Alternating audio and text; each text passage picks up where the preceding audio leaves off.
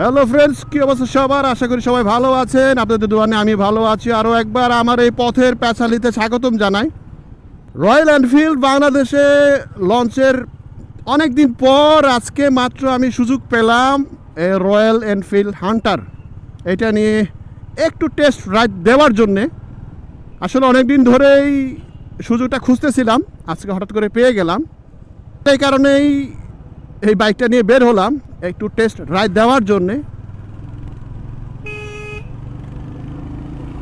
ওরে মানে 350 সিসি, এটা আসলে বোঝা যায়। বাইকটা নিয়ে আসলে বলার কিছু নাই, শুধুমাত্র আমি নিজে একটু রাইড করে দেখার জন্য বেরিয়েছি। একজন বাইক লাভার হিসেবে যদি এই বাইকটা রাইড করে না দেখি তাহলে বাইকার লাইফটাই আসলে বৃথা। মানে মূলত এই কারণে একটু রাইড করছি। বাইকটার ব্রেকিং অসাধারণ, দারুণ।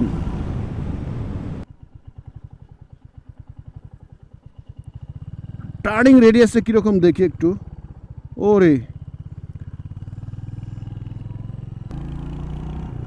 মানে অল্পতেই বাইকটা ঘুরে যাচ্ছে। আমার জিক্সার যতটুকু স্পেস লাগে ঘোরার জন্যে, বা আমার জিক্সারের টার্নিং রেডিয়াসটা যতটুক, ঠিক এই হান্টারের টার্নিং রেডিয়াস সেম মনে হলো আমার কাছে।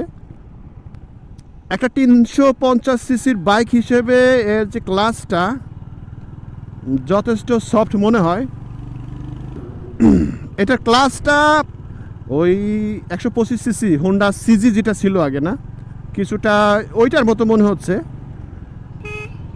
আর একটা বিষয় যেটা খুবই ভালো লাগছে যে সাউন্ডটা যদিও একটু ডিক ডিক ডিক ডিক ডিক ডিক ডিক ডিক টাইপের, ইঞ্জিনটাও যে অনেক বড়, তুলনায় ভাইব্রেশনটা আমার কাছে খুবই কম মনে হচ্ছে। আপনারা রিভিউ অনেক দেখেছেন, আমি আসলে ওইরকম ইন ডিটেলস রিভিউ দিচ্ছি না বা দিবও না। সিটিং পজিশনটাও কিন্তু যথেষ্ট আরামদায়ক, সিটের কুশনিংটাও যথেষ্ট নরম। তবে 350 সিসি তো এর গরমটা বোঝা যাচ্ছে। এখানে আমি কাছাকাছি হাত নিলেই ইঞ্জিনেরটা যে তাপ, যে উত্তাপ, সেটা বোঝা যাচ্ছে। তো সো ফ্রেন্ডস, আজকে এই পর্যন্তই আমার শর্ট টেস্ট রাইড।